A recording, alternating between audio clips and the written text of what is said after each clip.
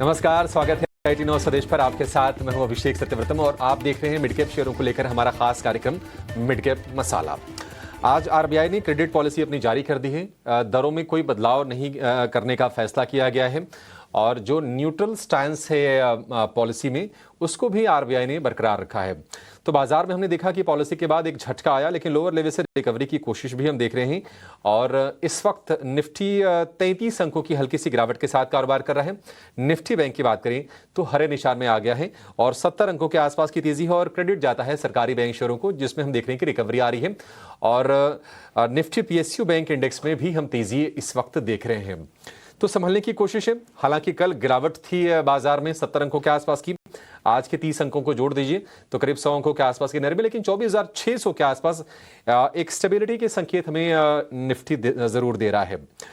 हालांकि mid cap में small cap में आज थोड़ा सा पेन है। निफ्टी मिड कैप इंडेक्स में करीब करीब 600 अंकों की तेज गिरावट है और स्मॉल कैप की बात करें तो वहां पर भी 1.5% के आसपास की नरमी है और उसके चलते आप देखेंगे कि जो एडवांस डिक्लाइन का रेशियो है वो काफी ज्यादा वीक है।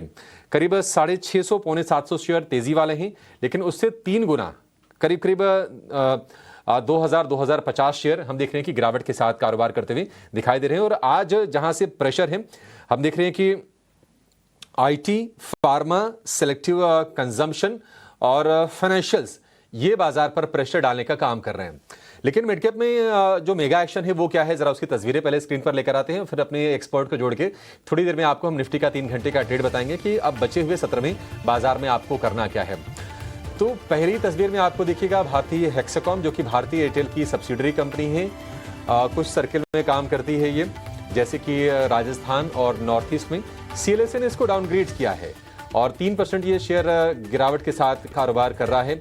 प्रेस्टीज के नतीजे तो अच्छे आए थे, लेकिन आरबीआई की तरफ से दरों में कोई बदलाव हुआ नहीं, तो थोड़ी निराशा हम देख रहे हैं कि रियल एस्टेट शेयरों में आ रही है। और आज सबसे ज्यादा टूटने वाला इंडेक्स है रियल एस्टेट का। 10 के 10 शेयर गिरावट के साथ कारोबार कर रहे हैं और प्रेस्टीज जो कि मिड कैप का है तो हमने इसमें शामिल किया है। इसमें जो गिरावट है 2% के आसपास की है। कॉनकोर 4% तक टूटा है क्योंकि ब्रोकरेजेस की नेगेटिव रेटिंग आई है कॉनकोर को लेकर।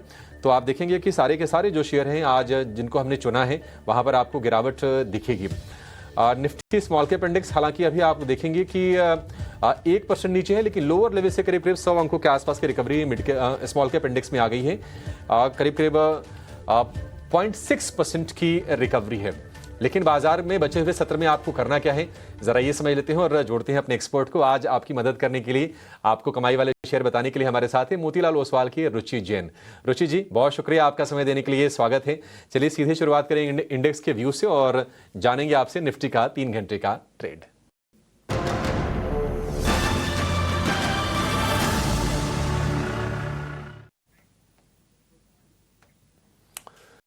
रुचि जी, 2 चीजें थी बाजार के लिए। एक तो ट्रंप ने जो धमकी दी है कि हम टैरिफ में बहुत ज्यादा बढ़ोतरी करेंगे, फार्मा को लेकर भी उनकी धमकी आई, और दूसरी थी पॉलिसी।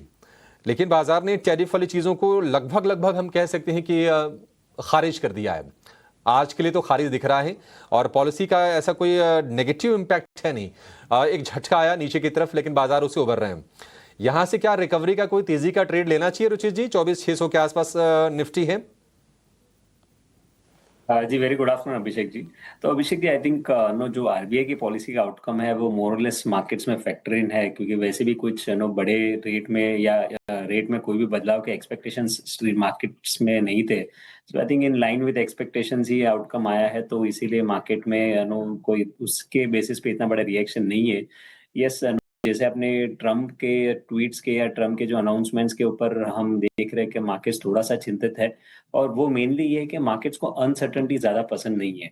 वेदर जितनी भी टैरिफ रखनी है, जो भी क्लैरिटी आनी है, वो एक बार उसका आउटकम फाइनल आ जाए, आई थिंक मार्केट्स फिर वो चीज भी काफी अच्छी तरीके से डिस्काउंट कर लेगा।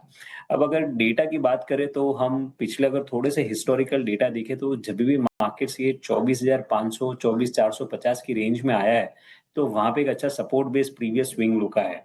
और अगर आप एफआईएस की पोजीशंस देखेंगे तो लगभग 8-9% के आसपास की लॉन्ग शॉर्ट रेशियो जो है वो हिस्टोरिकली देखी गई है कि काफी शॉर्ट हैवी पोजीशंस मानी जाती है। तो शॉर्ट हैवी हम इसके लिए कहते हैं क्योंकि अगर अभी भी देखेंगे तो लगभग 17,000 कॉन्ट्रैक्ट्स ही उनके लॉन्ग साइड है और ज्यादातर जो कॉन्ट्रैक्ट्स है उनके शॉर्ट साइड पे है। तो जब 8% के आसपास लगभग 1,85,000 कॉन्ट्रैक्ट शॉर्ट साइड पे है, तो जब 8% के आसपास ही 8-9% की रेंज में जब लॉन्ग शॉर्ट रेशियो आ जाता है तो वहां पे नए शॉर्ट्स बनाने की जगह कम हो जाती है और जब इंडेक्स सपोर्ट के आसपास आता है तो वो शॉर्ट्स जनरली कवर होने को आते हैं। सो इसीलिए हमें लग रहा है कि ये ऐसे लेवल्स नहीं है कि जहां पे ज्यादा मार्केट्स में डर के नई शॉर्ट पोजीशंस बनानी चाहिए। ऑल्दो ये मार्केट ब्रेथ नेगेटिव है तो नो ज्यादा एग्रेसिव नो लॉन्ग्स भी करने की सलाह नहीं रहेगी, बट लेकिन नो शॉर्ट्स के लिए रिस्क रिवॉर्ड रेशियो एटलीस्ट यहाँ पे फेवरेबल नहीं है। तो एक रेंज बन चुकी है मार्केट के लिए जहां पे 24,500 मार्केट्स के लिए सपोर्ट है और ऊपर जो 20 दिन के एक्सपोनेंशियल मूविंग एवरेज है अभी वो 24,800 के आसपास है। वो इमीडिएटली फिलहाल 24,700 से 750 की रेंज में है, जो वो इमीडिएटली फिलहाल रेजिस्टेंस है।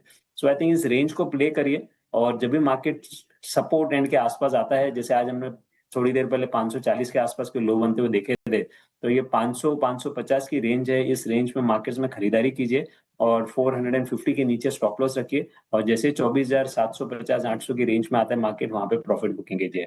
सो आई थिंक फिलहाल कोई डायरेक्शनल मूव एक्सपेक्ट नहीं कर रहे, एक रेंज बाउंड मार्केट है और इस रेंज को प्ले करना है। तो अगर आपको इंडेक्स ट्रेड करना है तो आपको सपोर्ट के आसपास बाय करना होगा सो दैट आपका रिस्क रिवॉर्ड रेशियो वहां पे फेवरेबल रहे।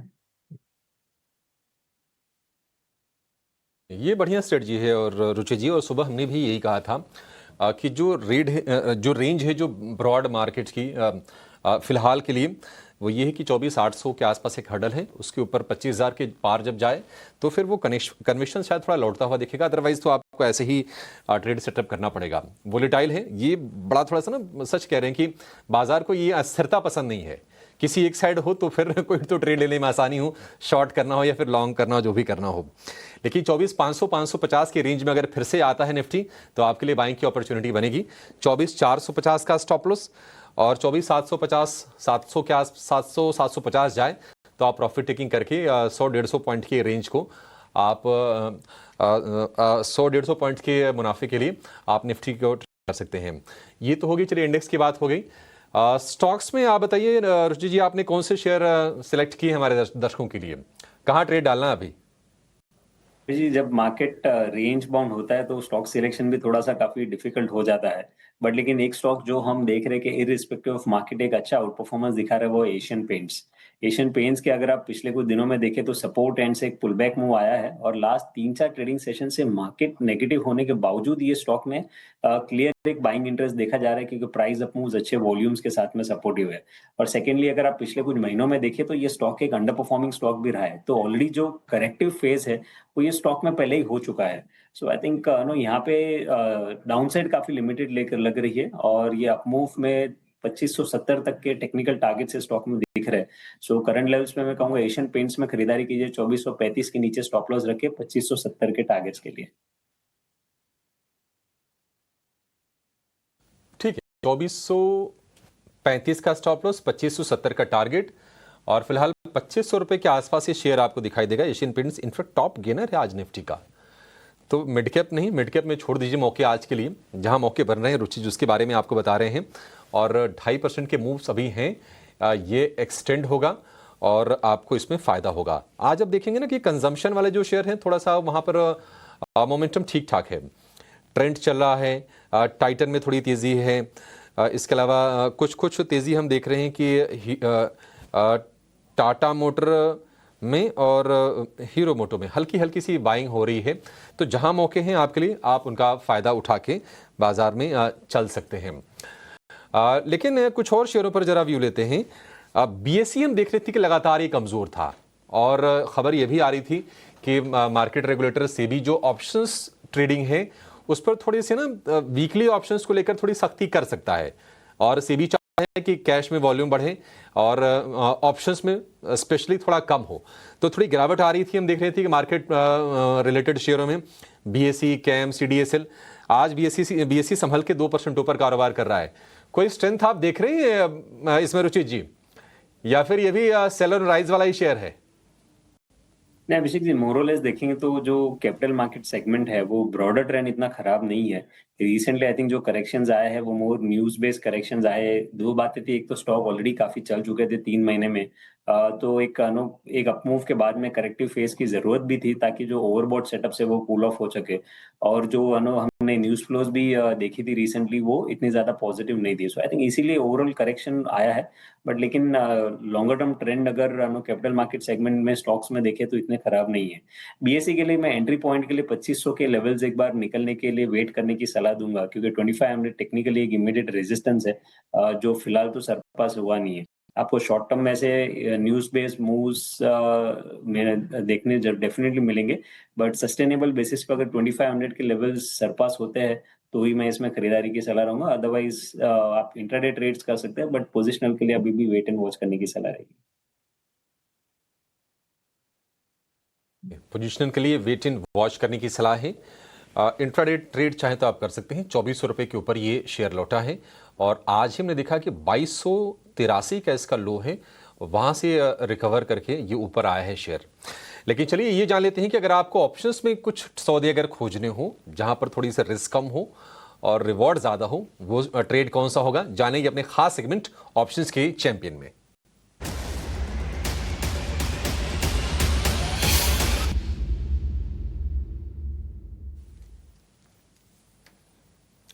राजेश जी, बहुत शुक्रिया आपका समय देने के लिए। बताइए कौन सा सेक्टर, कौन सा शेयर आपने चुना है, क्योंकि अगर हम सरकारी बैंकों को छोड़ दें तो बाजार में तेजी वाले सेक्टर तो फिर है ही नहीं। आज तो मामला बड़ा ढीला है। जी नमस्कार अभिषेक जी। यस, आपने करेक्टली आइडेंटिफाई किया है। बट निफ्टी का जो टॉप गेनर है आज का, उसके ऊपर आज एक बेट लेंगे। आज एशियन पेंट्स में काफी अच्छा ट्रैक्शन दिखाई दे रहा है।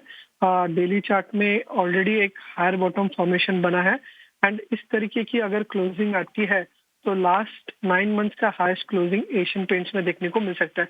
तो मोमेंटम काफी स्ट्रांग है एंड ये पॉजिटिव मोमेंटम एक्सटेंड हो सकता है, ये एक्सपेक्टेशन है। तो एशियन पेंट्स का यहाँ पे 2520 का कॉल बाय करना है। ये अराउंड 37 के आसपास ट्रेड कर रहा है। इसे 15 के स्टॉप लॉस से बाय करना है for the target of 81। Abhishek ji, इसका जो लॉट साइज है वो है 250 का। तो जो maximum risk as per stop loss होगा वो होगा 5500 का एंड जो टारगेट हम एक्सपेक्ट कर रहे हैं वो होंगे 11000 के।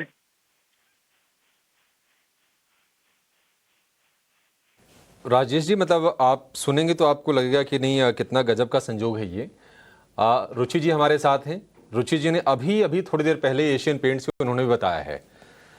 तो हम शो तो कर रहे हैं मिडकैप का, लेकिन मिडकैप से कोई स्ट्रेटजी निकल के आ नहीं रही, क्योंकि मिडकैप का मूड थोड़ा सा खराब है। तो जहां कन्विक्शन हो वो ट्रेड बताने भी चाहिए। तो आपके लिए मतलब क्या है ना कि देखिए, ट्रेड थोड़े सीमित हो चलेगा, नहीं ट्रेड हो, पैसे का नुकसान नहीं होना चाहिए। कैपिटल के प्रोटेक्शन पहले जरूरी है। तो अगर आप ऑप्शंस की रणनीति अगर बनाना चाहते हैं तो ऑप्शन की रणनीति है राजेश जी की आपके स्क्रीन पर। 2520 वाली कॉल खरीदनी है। अगर आपको कैश में अगर लेना है तो फिर जो आपको रुचि जी ने थोड़ी देर पहले बताया एशियन पेंट्स, आप उनके साथ भी जा सकते हैं। और मैं टारगेट स्टॉप लॉस आपके सामने मैं फिर से बता देता हूं कि 2435 का स्टॉप लॉस है, 2570 का टारगेट। यहां से 70-72 रुपए ऊपर के टारगेट हैं। तो जो आपकी इच्छा है, जहां पर आपको कंफर्ट लगता हो, वो आप सौदा बना सकते हैं बाजार में। लेकिन चलिए छोटे से ब्रेक के लिए रुकेंगे। राजेश जी, बहुत शुक्रिया आपका समय देने के लिए और ये रणनीति हमारे दर्शकों को बताने के लिए। छोटे से ब्रेक के बाद ये भी जानेंगे कि जहां पर आज मिडकैप में गिरावट तेज हो रही है या फिर जो शेयर उछाल के संकेत दे रहे हैं, उनमें आपकी रणनीति क्या होनी चाहिए, उस पर भी करेंगे चर्चा।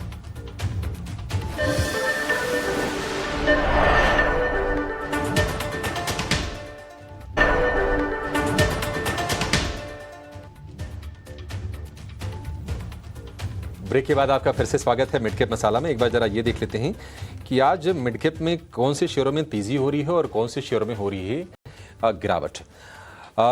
जो हम देख रहे हैं कि सरकारी कंपनीज हैं या फिर उसमें भी डिफेंस वाली कंपनीज है, वहां पर आपको तेजी दिखेगी। मझगांव डॉक ऊपर है। BHEL के शेयर में करीब 3.5% के आसपास की तेजी है।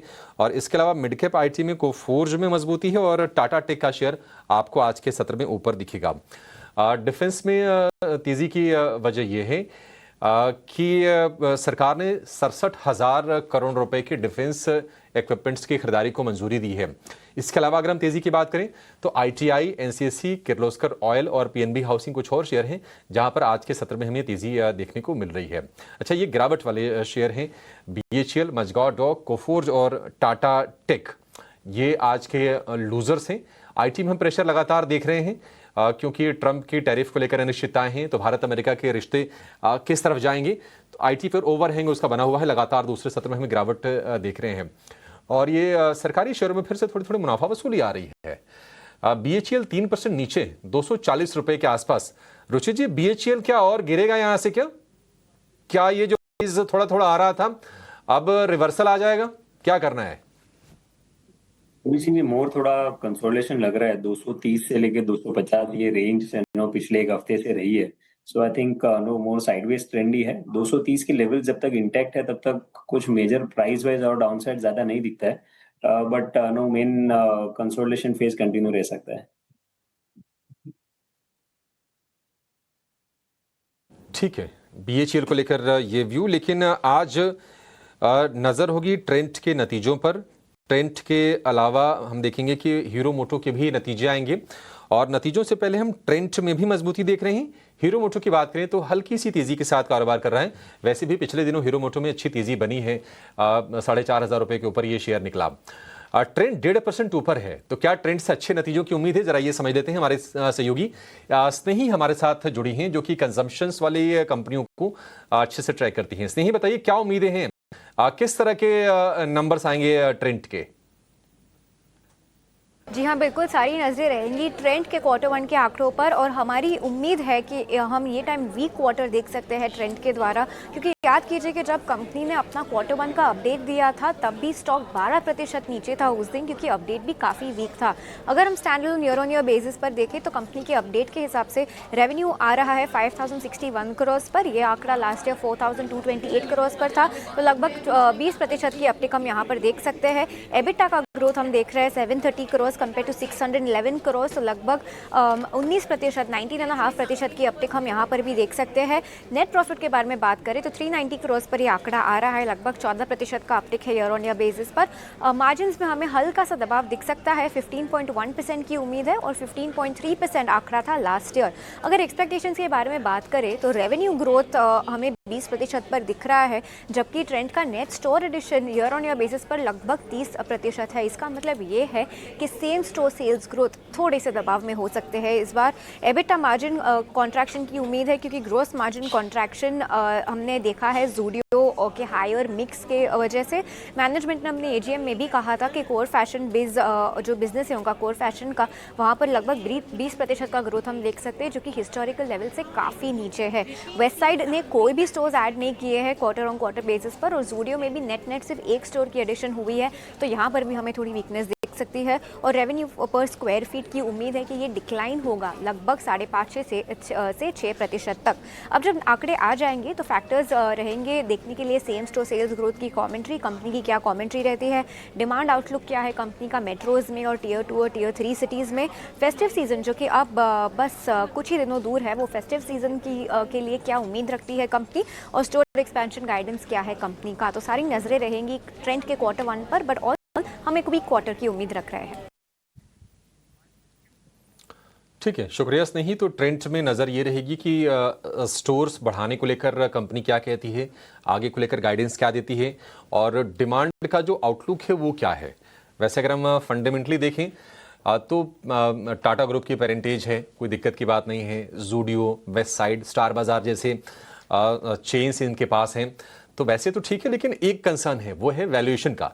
और वैल्यूएशन हालांकि अगर आप पिछले साल से अगर आप तुलना करेंगे तो थोड़े नीचे जरूर आए हैं, क्योंकि ये शेयर चढ़ते चढ़ते 8,000 रुपए का हो गया था और वहां से गिरा और अब 5,500 रुपए के आसपास के भाव हैं। नतीजों से पहले मजबूत है।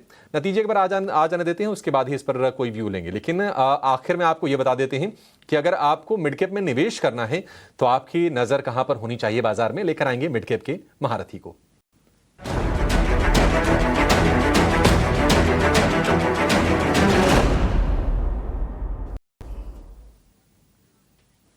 JM फाइनेंशियल के नीरव वोरा हमारे साथ जुड़ गए हैं। नीरव जी, बहुत शुक्रिया आपका समय देने के लिए। बताइए कौन सा शेयर खरीदना है, मिड कैप में क्या पसंद है आपको? यस, तो देखिए आज जो मेरा मिड कैप में जो पिक है वो है पेटीएम, यानी 197 कम्युनिकेशंस। सो इसका कारण यही है कि जो क्वार्टर वन के जो आंकड़े देखे हैं हमने वो बहुत ही अच्छे आए हैं। रेवेन्यू की बात करें तो 1918 करोड़ का रेवेन्यू दर्ज हुआ है कंपनी द्वारा, जो कि सालाना तौर पर 28% की बढ़ोतरी देखी है। सिक्वेंशियली देखेंगे तो 4% की बढ़ोतरी देखी है रेवेन्यू में। एंड ओवरऑल जो एक कंट्रीब्यूशन मार्जिन जो हम देखते हैं उसमें भी हमने देखा है कि 60% की एक बढ़ोतरी देखी है। सो सिक्वेंशियली 560 बिप से ये बढ़ करके आया है, जो बहुत ही अच्छे आंकड़े हैं। अब ये इसीलिए हुआ है बिकॉज ओवरऑल जो मर्चेंट सब्सक्रिप्शन हैं एंड फाइनेंशियल सर्विसेज के जो डिस्ट्रीब्यूशन हुए हैं वो बहुत ही बेहतरीन रहे हैं। अगर हम पैट की बात करें यानी प्रॉफिट आफ्टर टैक्स की बात करें तो इस क्वार्टर में कंपनी ने 123 करोड़ का पैट दर्ज किया है, जो सालाना तौर पे बहुत ही बेहतरीन रहा है। सेम क्वार्टर में लास्ट ईयर 840 करोड़ का लॉस किया था कंपनी ने। तो एक बहुत ही सिग्निफिकेंट टर्न अराउंड हम कह सकते हैं पेटीएम ने किया है, जिसके कारण हमने देखा है कि एक अच्छा मोमेंटम भी रहा है स्टॉक प्राइस में काफी दिनों से, और हमें लग रहा है कि ये मोमेंटम कंटिन्यू रहेगा। ओवरऑल एक साल का अगर व्यू लेकर के चलें तो 1320 के आंकड़े हम देख सकते हैं, जो कि करीबन 24% का एक अपसाइड हम देख रहे हैं। बिकॉज सेकेंड हाफ में यूजुअली फेस्टिव सीजन होता है एंड ओवरऑल जो rural as well as urban demand होता है वो थोड़ा बेटर हो जाता है। तो मैनेजमेंट को भी लग रहा है कि इनिशियल साइंस ऑफ रिकवरी उन्हें दिख रही है, स्पेशली पर्सनल लोन्स में। तो रेट कट्स के चलते ओवरऑल हमें लग रहा है कि ये बहुत ही बेहतरीन इन्वेस्टमेंट आइडिया हो सकती है। ठीक है, एक बढ़िया इन्वेस्टमेंट आइडिया होगा। दूसरा, फॉलिंग इंटरेस्ट रेट ये भी होता है। अब सामने हम देख रहे हैं कि फेस्टिव सीजन खड़ा है तो उसका भी बेनिफिट मिलेगा, और आंकड़ों में परिवर्तन आना शुरू हो गया है पॉजिटिव साइड पर पेटीएम के। रेगुलेटरी जो चैलेंजेस थे वो भी काफ़ी हद तक दूर हुए हैं, तो पेटीएम एक आकर्षक आपके लिए बाय बनेगा। 1100 रुपये के आसपास के भाव हम हाल फिलहाल देख रहे थे, और इसमें 1320 के टारगेट के लिए आपको खरीदारी करनी है। एक साल में ये लक्ष्य हासिल होने की उम्मीद है। नीरज जी बहुत शुक्रिया। रुचि जी आपका भी बहुत शुक्रिया आज हमारे साथ जुड़ के हमारे दर्शकों की मदद करने के लिए और बेहतरीन ट्रेड्स और इंडेक्स पर व्यू बताने के लिए। इस शो को फिलहाल यहीं पर समाप्त करेंगे। ब्रेक के बाद हम लेकर आएंगे कॉर्पोरेट कनेक्शन। आप कहीं जाएगा नहीं। नमस्कार।